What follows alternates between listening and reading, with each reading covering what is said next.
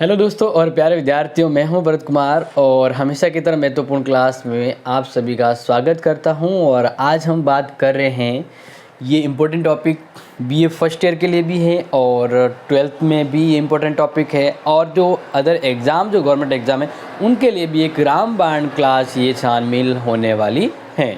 तो इस क्लास को हम शुरू करते हैं और इसमें हम पढ़ेंगे गठबंधन सरकार जो बनती है उन सरकारों की क्या विशेषता होती है। गठबंधन तो आपने जान लिया होगा, अब गठबंधन सरकार की क्या विशेषता होती है वो जानेंगे। फिर केंद्रीय गठबंधन सरकारें कब कब बनी, किन किन के मध्य बनी वो। तो फिलहाल शुरू करते हैं हम अपना टॉपिक जो आपके लिए है बहुत ही इम्पोर्टेंट, और पहला ही पॉइंट है गैर कांग्रेसवाद यानी निषेधात्मक आधार पर गठबंधन सरकारें। इसका मीन्स ये है कि भारत के अंतर्गत बात करते हैं तो 1952 से लेकर 67 तक तो सिर्फ एक ही सरकार, एक ही दल की सरकार हुआ करती थी, और वह कौन सी थी? कांग्रेस की थी। कौन सी थी? कांग्रेस की। कब से? 1952 से 67 तक। तो इस समय तो गठबंधन सरकार बनने की गुंजाइश ही नहीं थी। गठबंधन बनने की जो गुंजाइश है वह शुरू होती है 1967 से 70 के मध्य। और सर्वप्रथम गठबंधन सरकारें हैं वो राज्यों में बनती है। कहाँ बनती है? राज्यों में। और केंद्र में गठबंधन सरकारें हैं वो 1977-79 के मध्य शुरू होती है। ये कब होती है? केंद्र में। तो गठबंधन सरकार बनने का एक मकसद क्या था? केंद्र में जो गठबंधन सरकारें बनी उनका एक मकसद था गैर कांग्रेसवाद या निषेधात्मक। इसका मीन्स ये है कि केंद्र में कांग्रेस पार्टी की सरकार नहीं बननी चाहिए। इसके लिए जो विपक्ष वाले दल थे उन्होंने मिलकर अपने खुद के बहुमत के द्वारा गठबंधन सरकारें बनाई। वे चाहते थे कि हम सभी एक तरफ हो जाएं और अपनी सरकार बनाएं, कांग्रेस को केंद्र में नहीं आने देना है। इस तरह की सरकारें शुरुआत में हुई जिसको हम कहते हैं गैर कांग्रेसवाद। क्या कहते हैं? गैर कांग्रेसवाद यानी निषेधात्मक आधार पर। क्या आधार पर? निषेधात्मक आधार पर। तो ये आप यहाँ पे समझ रहे हैं जो बता रहा हूँ। फिर जैसे कि हम देखते हैं ये जो निषेधात्मक सरकारें हैं वो शुरुआत से बनती हैं और कांग्रेस को केंद्र से बाहर रखने के हिसाब से ये गठबंधन की शुरुआत होती है केंद्र में। कब से होती है? 1977 से, जब आपको पता होगा मोरारजी देसाई है जनता पार्टी के द्वारा सरकार बनती है। बात आती है गठबंधन सरकारें जो बनती हैं, पहला आधार था गैर कांग्रेसवाद के आधार पे बनना। दूसरा, गठबंधन सरकार की दूसरी विशेषता सरकार के भागीदारों में वैचारिक एकता का अभाव। बिल्कुल, यहाँ पे हम बात करते हैं कि जो भी राजनीतिक दल होते हैं वे किसी न किसी अलग विचारधारा के आधार पर आधारित है। कोई दक्षिणपंथी होता है, कोई वामपंथी होता है, कोई मध्यम वर्गीय होता है। तो हर एक दल किसी न किसी विचारधारा को कहते हैं ना कि परिलक्षित करता है या अभिव्यक्त करता है। तो अब जब गठबंधन की शुरुआत होती है तो इसमें एक चीज़ ये होती है जो आप ध्यान रखें कि गठबंधन की शुरुआत होती है तब भले ही कोई दो दल जिसमें रात दिन का फर्क हो उनके विचारों में, लेकिन गठबंधन में वे दल भी आपस में गठबंधन कर लेते हैं। अब ऐसे दल जिनके विचारों में रात दिन का फर्क हो, वे अगर गठबंधन बनाने के दौरान सरकार में आते हैं तो वह कैसी सरकार होगी?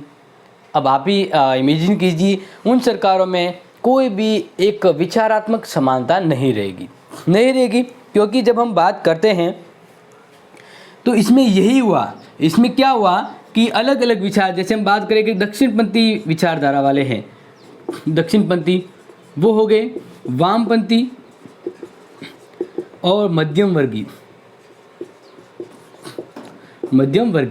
ये तीनों अलग अलग विचारधारा वाले लोग जब एक ही गठबंधन की सरकार बनाए तो मान लीजिए वह सरकार कैसी होगी?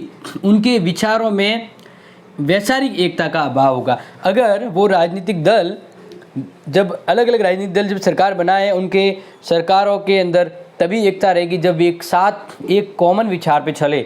लेकिन इस तरह के अलग अलग विचारों वालों के जब गठबंधनीय बनाकर सरकार बने तो उनमें वैचारिक एकता का अभाव होता है और सरकार पूरी तरह से काम नहीं कर पाती है। बात आती है दूसरी, गठबंधन सरकार की नेक्स्ट तीसरी विशेषता, मंत्रिमंडल और मुख्यमंत्री की प्रतिष्ठा में अभाव। प्रतिष्ठा यानी पेट, क्या कहते हैं हम, पेट, साख, कि भाई ये आदमी बहुत ही वजनदार, बहुत ही पेट वाला आदमी है। लेकिन गठबंधन की सरकारें होती है, एक तो सरकार की पेट नहीं रहती। क्यों नहीं रहती?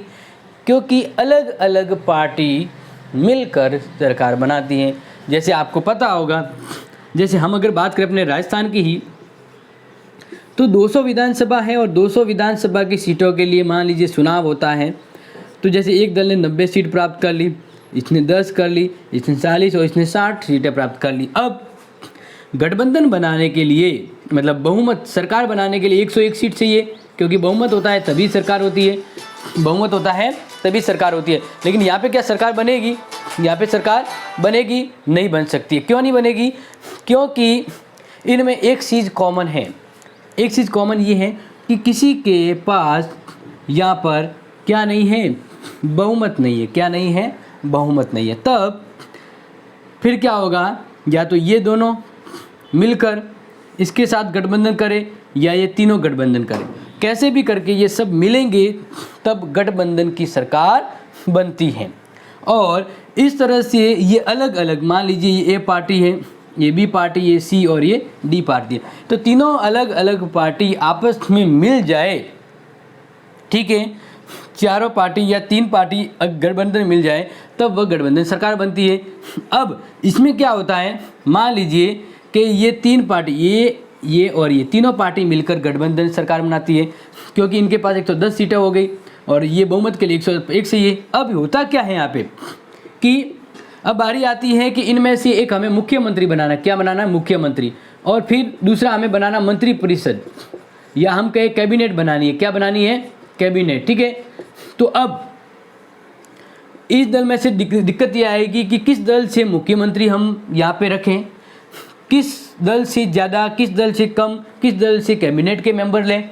तो अब यहाँ पे ये दिक्कत हो गई। और इस तरह से फिर जब कोई कन्फ्यूजन नहीं होता है तब काफ़ी समय गठबंधन सरकार में एक समन्वय क्या था,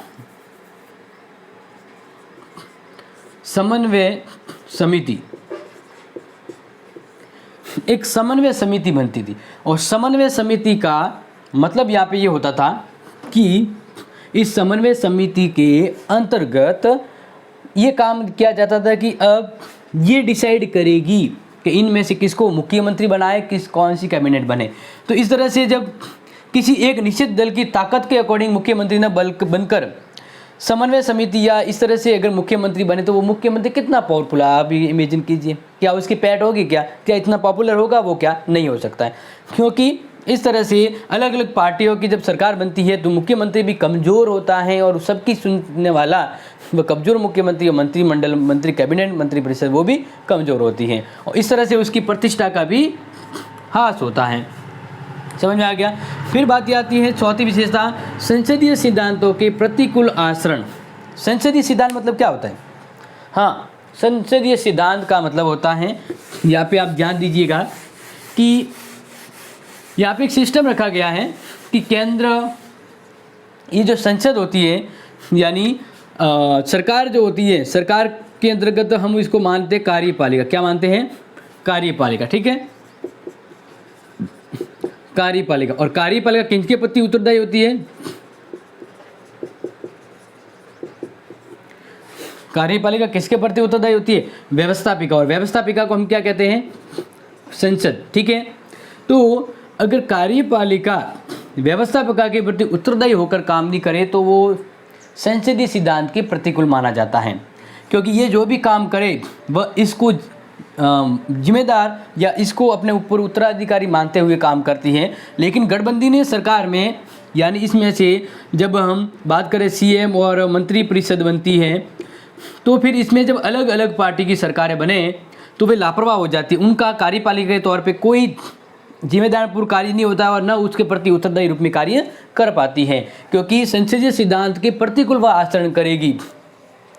उसे ये भी नहीं लगेगा या फिर वो ये भी नहीं सोचेगी कि मुझे किसी से कोई लेना देना नहीं है, मैं गठबंधन के अंदर हूँ, मेरी मनोइच्छा मैं इस सरकार में रहूँगा, निकल जाऊँगा, इस तरह से कोई भी मंत्री उत्तरदायीपूर्ण होकर काम नहीं करता है तो वहाँ पे संसदीय सिद्धांतों की अवहेलना होती है।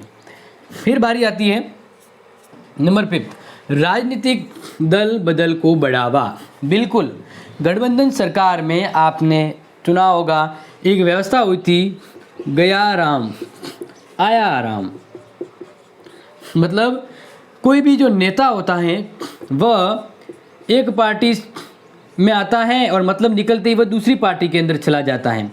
तो इस तरह से कोई नेता एक पार्टी से दूसरी पार्टी में चला जाता है। जब चुनाव लड़ना होता है तब ए पार्टी से चुनाव लड़ता है और जीतने के बाद वह बी पार्टी में चला जाता है। तो इस तरह से गठबंधन व्यवस्था में ये एक कमी है कि गठबंधन के दौरान जो दल के जो नेता होते हैं वह अपनी ही पार्टी को छोड़कर दूसरी पार्टी में चले जाते हैं।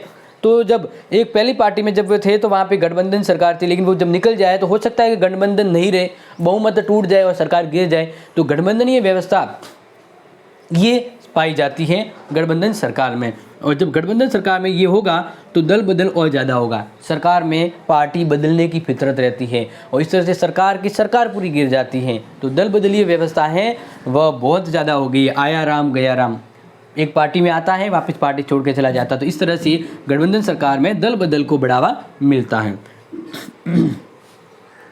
केंद्र राज्य मतभेद और तनाव। बिल्कुल, जब गठबंधन की सरकार, मान लीजिए अगर केंद्र में ही हो, केंद्र में किसकी सरकार हो, गठबंधन की सरकार हो, तो क्या होगा। तो जब केंद्र में मान लीजिए गठबंधन की सरकार है, ठीक है, तो ये गठबंधन सरकार है वह राज्यों के प्रति भेदभाव रखेगी। क्या रखेगी? भेदभाव नीति। और जब गठबंधन सरकार जब केंद्र में है और राज्यों के प्रति वह भेदभाव नीति रखती है तो इनके मध्य ये होता है कि गठबंधन के अंतर्गत अव्यवस्था हो जाती है और केंद्र सही से काम नहीं करती और राज्यों के अकॉर्डिंग काम नहीं होता है, तो केंद्र राज्य आपस में तनाव का केंद्र हो जाते हैं। और इसके अंदर ये व्यवस्था 1967-70 में बहुत देखी गई थी। जब गैर कांग्रेसवाद आधार पर सब सरकार बनी तो केंद्र में कांग्रेस के अलावा सरकार बनी दूसरी पार्टी की और राज्यों में मान लीजिए कांग्रेस की है, तो फिर जब केंद्र में गैर कांग्रेसी सरकार हो और राज्यों में कांग्रेसी सरकार हो, वे दोनों अलग अलग पार्टी की सरकार हो, तो फिर तनाव होगा क्योंकि राज्यों की मांग उनकी दिशा के अकॉर्डिंग केंद्र काम नहीं करेगा और केंद्र फिर उनको वरीयता नहीं देगा। इस तरह से केंद्र और राज्यों में जब अलग अलग पार्टी हो या फिर केंद्र में गठबंधन सरकार हो तो राज्यों और केंद्र के बीच तनाव मुख्य रूप से सामने आता है और ये व्यवस्था देखी जाती है। फिर बारी है राज्यपाल की भूमिका का विवाद। बिल्कुल, गठबंधन सरकार होती है तो अब ध्यान रखिए, राज्यपाल को नियुक्त कौन करता है? राज्यपाल को नियुक्त करता है केंद्र का कार्यपालिका प्रमुख राष्ट्रपति करता है। तो और वो राज्यपाल काम कहाँ करता है? राज्यपाल काम करता है राज्यों में। तो केंद्र, यहाँ पे हम बात करें, केंद्र का ही प्रतिनिधि बनकर राज्यपाल राज्य में काम करता है। इस तरह से वह केंद्र और राज्यों के मध्य तनाव को कम या ज़्यादा भी कर सकता है, माहौल बिगाड़ भी सकता है, क्योंकि अनुच्छेद 200 के तहत जो राज्यपाल होता है वह राज्य की विधानसभा में, राज्य की विधानसभा का कोई भी विधेयक है, राज्य की विधानसभा का कोई भी विधेयक है, वह राज्य की विधानसभा के अंदर से कोई विधेयक है, वह विधेयक आता है राज्यपाल के पास और राज्यपाल उस पर साइन करता है। कोई भी विधेयक जो सरकार, राज्य सरकार में कानून बनाना है तो विधानसभा में वो पास होता है और वो विधेयक फिर आता है राज्यपाल के पास, राज्यपाल साइन करता है तो कानून बनता है। लेकिन राज्यपाल अनुच्छेद 200 के तहत ऐसे विधेयक को किसके पास भेज सकता है स्वीकृति के लिए? राष्ट्रपति के पास। और राष्ट्रपति किसके नियंत्रण वाला होता है? केंद्र के नियंत्रण। किसके? केंद्र। तो बात यही आ गई ना कि यहाँ पे राज्य और केंद्र फिर दोनों के मध्य मतभेद शुरू हो जाता है, क्योंकि राज्यपाल एक ऐसी कड़ी है जो केंद्र और राज्य के संबंध को बनाती है। और मान लीजिए अगर केंद्र के अंदर यहाँ पर कांग्रेस की सरकार है, ठीक है, और यहाँ पे मान लीजिए बीजेपी की सरकार है, तो फिर बीजेपी के पास राष्ट्रपति का प्रस्ताव आया तो वो केंद्र यानी बीजेपी के पास प्रस्ताव आ गया मान लीजिए डायरेक्टली, तो फिर वो इनके प्रस्ताव को पास नहीं करेगी। और क्यों? क्योंकि वहाँ पे कांग्रेस है। अगर वहाँ पे बीजेपी होती तो पास कर लेता है।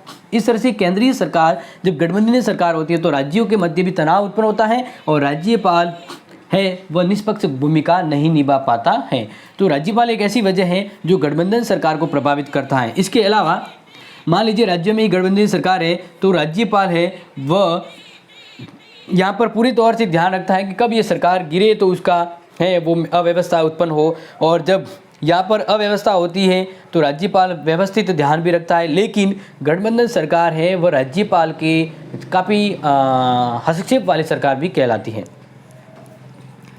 8 नंबर पॉइंट, राजनीतिक अस्थायित्व। ये तो बिल्कुल बहुत ही इम्पोर्टेंट पॉइंट है, इसको तो आप मतलब समझ लीजिएगा। जैसे हम बात करें अस्थायी का मतलब क्या होता है, जिसकी कोई पैठ ना हो, जो बदलता रहता है। आज कहेगा हाँ मैं तेरे लिए काम करूँगा, कल कहेगा नहीं मैंने कब कहा था ये करने का। तो किसी की बात में कोई स्थायित्व तो ना होना, परमानेंसी ना होना, कोई पैठ वाला नहीं होना, या कहे ना कि इसकी तो कोई इज्जत नहीं है, दोगला इंसान है, तो अपनी बात से बदल जाता है। वैसे एक फितरत है वह गठबंधन सरकार में आ जाती है। क्यों? क्योंकि मान लीजिए जैसे गठबंधन सरकार की हम बात करते हैं तो गठबंधन सरकार है वो फिर क्या होती है, 4 से 5 दल मिलकर गठबंधन बनाते हैं। तो इस तरह से 4-5 अलग अलग विचारधारा वाली पार्टियों के लोग जब एक साथ मिलकर सरकार बनाते हैं तो ये सरकार है वह मिली जुली सरकार होती है। क्या होती है? मिली जुली। और मिली जुली सरकार है वह 5 वर्ष पूरे नहीं कर पाती है। क्यों? क्योंकि गठबंधन सरकार की एक कमी देखी गई है, वह अपने ही पार्टी अपनी ही सरकार में, गठबंधनीय सरकार के अंदर अपनी ही पार्टियों में टूट जाती है, बिखर जाती है। मतलब क्या होता है, जैसे बात देखी होगी पार्टनरशिप, तो क्या पार्टनरशिप हमेशा रहती है? क्या नहीं, एक न एक पार्टनर है वो मतलब भी हो जाता है और उनकी पार्टनरशिप है वो टूट जाती है, मतलब अस्थायी है। पार्टनरशिप वाला धंधा है वो अस्थायी होता है। तो पार्टनरशिप यानी मिली जुली सरकार है वह पता नहीं कब टूट जाए, कब उनका बहुमत बिखर जाए और सरकार गिर जाए, और इस तरह से सरकार की योजना, जन कल्याण की योजना भी धरी की धरी रह जाती है। तो गठबंधन सरकार की एक प्रमुख विशेषता क्या है कि उसमें स्थायित्व ना होता, स्थायीपन नहीं होता, वो कभी भी गिर सकती है, और क्योंकि 5 साल पूरे नहीं कर पाती है, और इस तरह से ये राजनीतिक अस्थायित्व पैदा होती है। न तो राजनीति सही से चल पाती है, न राजनीतिक कार्य सही से चल पाता है, न राज्य व्यवस्था सही से चल पाती है। तो ये हमने पॉइंट जो देखे हैं वो पॉइंट क्या है, वो पॉइंट ये बताते हैं कि गठबंधनीय सरकार स्पेशली केंद्र में हो, राज्यों में भी यही फितरत देखी जाती है, तो उनकी ये विशेषता होती है। अब बात करें कब कब गठबंधन की सरकारें बनी केंद्र में, ठीक है, तो वो हम यहाँ पे देख लेते हैं। ठीक है, ये पॉइंट ही है, इस पॉइंट को हम यहाँ पे देख रहे हैं, गठबंधन सरकारें। या फिर ऐसा कर लेते हैं, इस पॉइंट इरेज कर लेते हैं और फिर नए से शुरू करते हैं हम, ताकि आपको अच्छे समझ में आ जाएगा।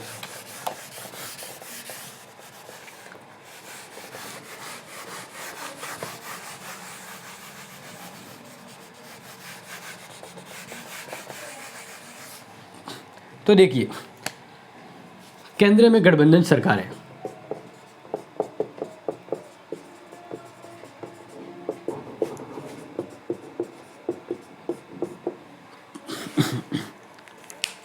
केंद्र में गठबंधन सरकार है। अब यहाँ पे ध्यान रखिएगा कि गठबंधन सरकार की विशेषता हमने देख लिया। अब केंद्र में कब कब गठबंधन सरकारें बना, किसकी सरकार बनी, कितने बहुमत से बनी वगैरह, वो चीज़ हम यहाँ पे देखने वाले हैं।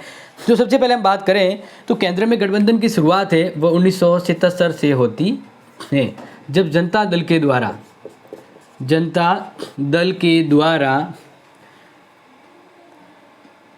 विभिन्न दलों के साथ, विभिन्न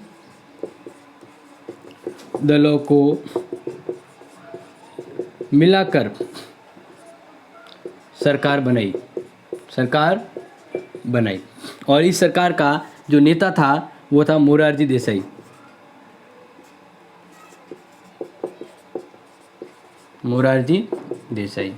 ठीक है, तो इस तरह से केंद्र में सर्वप्रथम जो सरकार है वह गठबंधन सरकार बनती है जनता पार्टी के द्वारा, और जनता पार्टी इस चुनाव चिन्ह के अंतर्गत मान लीजिए 539 सीटें थी, उसमें से 270 सीटें ले आ पाती हैं। ठीक है, अब क्योंकि बहुमत की बात करें तो बहुमत 272 की जरूरत बनती है। तो फिर वह अन्य पार्टी के साथ क्या करती है, गठबंधन करती है। क्या करती है, गठबंधन, और गठबंधन की सरकार बनाती है। तो अब ध्यान रखिए इस पार्टी में कौन कौन होते हैं, इस गठबंधन के अंदर कौन कौन शामिल होते हैं जनता पार्टी के साथ, तो वो मैं कुछ आपको बता देता हूँ। एक तो होती है संगठन कांग्रेस, कौन गठबंधन में होता है, संगठन कांग्रेस। दूसरी इसके साथ होती है जनसंघ। नेक्स्ट इसके साथ एक और पार्टी होती है भारतीय लोकदल। इसके अलावा एक और पार्टी इसके साथ होती है संयुक्त समाजवादी और चंद्रशेखरीय दल। तो ये सब मिलकर गठबंधन की शुरुआत होती है। और बात करें तो ये भी कोई ज़बरदस्त सरकार नहीं होती है, क्योंकि ये गठबंधन सरकार होती है और ये भी 5 साल पूरे काम नहीं कर पाती, क्योंकि गठबंधन की शुरुआत ही होती है। और ये गठबंधन की शुरुआत, ये सरकार है वह मात्र 1977 में बनती है और मात्र 27 महीने में गिर जाती है। 27 महीनों में सरकार टूट जाती है। समझ में आ गया। तो पहली गठबंधन है वह जनता पार्टी के नेतृत्व में गठबंधन सरकार होती है और यह सरकार टूट जाती है। अब बात आती है वास्तविक रूप में मिली जुली गठबंधन की शुरुआत।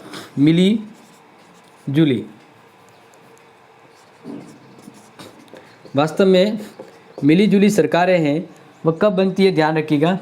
वास्तव में ये जो मिली जुली सरकारें हैं वह यहाँ से बननी शुरू हो जाती है। लेकिन हम बात करें कि एक त्रिशंकु का दौर भी आता है। त्रिशंकु का दौर यानी हम बात करें कि अगस्त 79 से अक्टूबर 79 तक, यानी इस 2-3 महीनों के अंदर ही 2 से 3 सरकारें गिर जाती है। सबसे पहले क्या होता है कि इस समय जो उप प्रधानमंत्री होते हैं कौन, चौधरी शरण सिंह। फिर ये टूट जाती है तो चौधरी शरण सिंह है वो सरकार बनाते हैं और इसको बाहरी समर्थन दिया जाता है कांग्रेस के द्वारा। किसके द्वारा, कांग्रेस के द्वारा। तो चौधरी शरण सिंह है वह सरकार बनाते हैं और इनकी सरकार 20 जुलाई 1979 को पद ग्रहण करती है। और ये सरकार भी ज़्यादा समय तक नहीं टिक पाती और लोकसभा का सामना किए बगैर ही ये सरकार वापस गिर जाती है। सरकार गिर जाती है।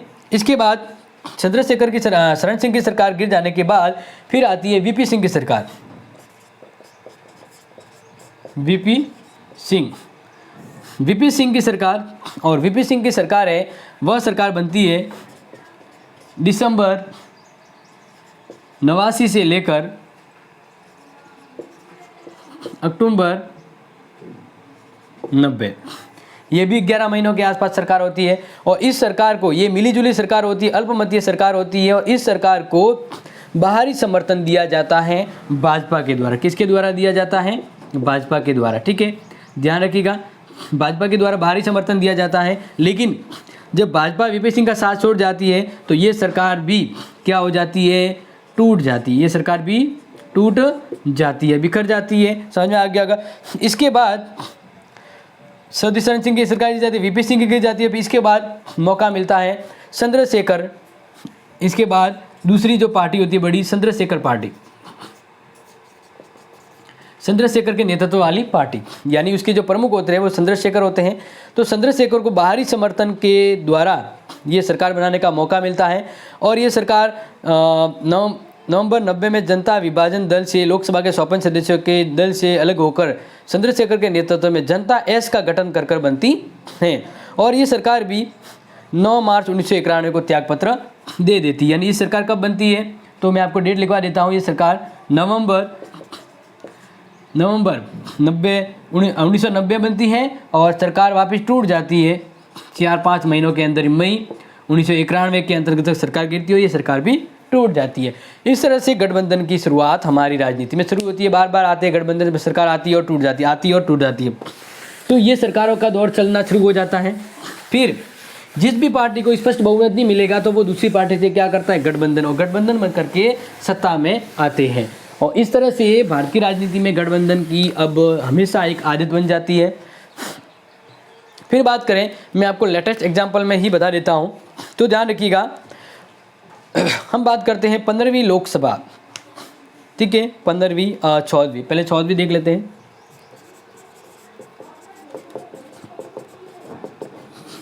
और 15वीं, ये ऐसा समय होता है जब कांग्रेस वापस सत्ता में मजबूत हो जाती है और कांग्रेस चुनाव जीत जाती है, चुनाव जीत जाती है। फिर ये इस पार्टी के जो नेता होते हैं, इस पार्टी के नेता वो होते हैं मनमोहन सिंह। मनमोहन सिंह के नेतृत्व में कांग्रेस है वो सरकार बनाती है और ये सरकार, ध्यान रखिएगा, 1999 से 2004 तक, यानी पूरे, ध्यान रखिएगा, पूरे 5 वर्ष काम करती। तो पहली बार काफ़ी समय के बाद ऐसी सरकार आती है जो 5 साल टिकी रहती है। और ये सरकार, ध्यान रखिएगा कि ये सरकार भी गठबंधन की वजह से होती है। किस वजह से होती है? गठबंधन, यानी पहले से अपना एक गठबंधन बना लेता है जिससे हम कहते हैं यूपीए यानी संयुक्त प्रगतिशील गठबंधन, संयुक्त प्रगतिशील गठबंधन, ठीक है। तो ये संयुक्त प्रगतिशील गठबंधन की शुरुआत होती है और इसी के साथ 15वीं जो लोकसभा होती है, 15वीं लोकसभा का चुनाव भी, 15वीं लोकसभा का चुनाव कौन जीतता है? कांग्रेस ही जीतती है। और इस बार भी इस पार्टी के जो नेता है वह मनमोहन सिंह होते हैं और मनमोहन सिंह इस पार्टी के नेता बनकर पीएम बन जाते हैं। और इस पार्टी ने उस समय के अंतर्गत अकेले कांग्रेस ने 206 सीटें प्राप्त की और अन्य दलों के साथ मिलकर कौन सी सरकार बनाई? गठबंधन सरकार बनाई, ठीक है। और ये गठबंधन सरकार है वह शक्तिशाली सरकार के रूप में अस्तित्व में आती है और इस बार भी ये सरकार यूपीए सरकार कहलाती है। इसके बाद फिर आती है 16वीं लोकसभा। ध्यान रखिएगा, जो भी इम्पोर्टेंट है साथ साथ में नोट कर लीजिएगा क्योंकि हम यहाँ पे काफ़ी डिटेल को भी काफ़ी शॉर्ट में समझने का प्रयास कर रहे हैं। ओके, फिर बारी आती है 16वीं लोकसभा और इधर बात करें 17वीं लोकसभा, ठीक है। तो 16वीं लोकसभा, इस बार इतिहास बदल जाता है। 16वीं लोकसभा जिसका कार्यकाल शुरू होता है 2014 से 2019। इस समय भाजपा, इस समय ध्यान रखिएगा, भाजपा नरेंद्र मोदी के नेतृत्व में, नरेंद्र मोदी के नेतृत्व में, और वर्तमान में हमारे ये प्रधानमंत्री है नरेंद्र मोदी जी। तो भाजपा के नेता नरेंद्र मोदी जी इनका चेहरा बनते हैं और इनके चेहरे के दम पर चुनाव लड़ा जाता है और भाजपा ये चुनाव है वो जीत जाती है और नरेंद्र मोदी है वह अपने पीएम बनते हैं और इसी तरह से बात करें तो ये 202 सीटें जीतती है। कितनी? 202। और भाजपा भी पहले से ही चुनाव में आने से पहले ही गठबंधन बनाई हुई होती है, यानी इसका जो इनका जो गठबंधन होता है वो होता है एनडीए। तो अकेली भाजपा 282 सीटें जीतती है और अपनी दूसरी दलों के, यानी अपने क्षेत्रीय दलों या जो भी दल है इनके साथ मिलकर यह अपनी सरकार बनाती है। ध्यान रखिएगा इनके साथ कौन होता है, तो ध्यान रखिएगा इनके साथ शिवसेना एक प्रमुख दल के रूप में, तेलुगु देशम, अकाली दल समता, राष्ट्रीय लोक समता पार्टी ये मिलकर सरकार बनाती है। तो अकेली बीजेपी है वह पूर्ण बहुमत में आती सरकार है, लेकिन अपने क्षेत्रीय गठबंधन, अपने पहले से ही गठबंधन बने एक प्रारूप के अंतर्गत ये चुनाव लड़ती है। लेकिन भाजपा अकेली 282 सीटें, 282 सीटों के साथ ही सरकार में आती है और पूरे 5 साल काम करती है। वर्तमान 17वीं लोकसभा 2019 से 2024 तक रहेगी और ये भी पूरा कार्यकाल करेगी क्योंकि इसमें भी ये 17वीं लोकसभा भी किसने जीता है चुनाव? भाजपा ने, क्योंकि भाजपा ने अकेले ने 303 सीटें और 50 इसके सहयोगी दलों के द्वारा सीटें आई हुई है। इस तरह कुल मिलाकर 353 सीटों के साथ भाजपा पूर्ण बहुमत वाली सरकार हैं और इनके क्षेत्रीय दल यानी भाजपा प्लस इनके जो अन्य दल ये हमेशा चुनाव अब लड़ते हैं एनडीए के नेतृत्व में। तो इस तरह से ये चुनाव ये जीते और इस पार्टी के जो नेता बन जाते हैं, पीएम जो बनते हैं, वो बनते हैं वर्तमान श्रीमान नरेंद्र मोदी जी। इस तरह से ये सरकार ये भी लोकसभा 17वीं लोकसभा चुनती है, यानी इसमें भी दिन देख लीजिए, इसमें भी अब क्या होता है कि पहले गठबंधन सरकार चुनाव होने के बाद गठबंधन होता था, लेकिन अब क्या हुआ, चुनाव होने से पहले ही कुछ पार्टी आपस में गठबंधन बना लेती है और साथ में चुनाव लड़ती है। जैसे इन्होंने एनडीए के नेता से चुनाव लड़ा और टोटल सीटें 353 थी, लेकिन अकेली भाजपा ने 50 सीटें, इधर 282 सीटें। तो इस तरह से बात करें कि वर्तमान है वह पूर्ण बहुमत वाली एक सरकार है, लेकिन फिर भी ये गठबंधन व्यवस्था अस्तित्व में मौजूद है। तो ये थी आज की अपनी इम्पोर्टेंट क्लास। आपको कैसी लगी मुझे ज़रूर बताइएगा। अब दोबारा हम मिलेंगे बहुत ही महत्वपूर्ण क्लास के साथ, जिसको हम बारीक से बताएंगे कि राजनीति का अपराधीकरण कैसे होता है, वो हम अगली क्लास में देखेंगे। तब तक के लिए इस वीडियो को आगे लाइक शेयर और सब्सक्राइब जरूर कीजिएगा। Thank you, have a nice day.